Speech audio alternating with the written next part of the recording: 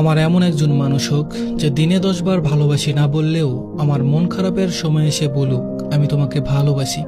আমার এমন একজন মানুষ হোক আমি ভুল করলে রাগারাগি চেঁচামেচি করলেও কিছুক্ষণ পরে সে বুঝিয়ে বলুক তোমার এই ভুলগুলো আমাকে কষ্ট দেয়, এই ভুলগুলো তুমি শুধরে নিও। আমার এমন একজন মানুষ হোক আমি একটু বেশি সময় অফলাইনে থাকলে যার মনের মধ্যে অস্থিরতা কাজ করুক, অভিমান নিয়ে SMS করে বলুক আর অনলাইনে আসতে হবে না। আমার এমন একজন মানুষ হোক যে আমার মন খারাপের কারণ জানার জন্য অস্থির হয়ে যাক, যে আমাকে হাসানোর জন্য কিছুটা বাচ্চামি করুক।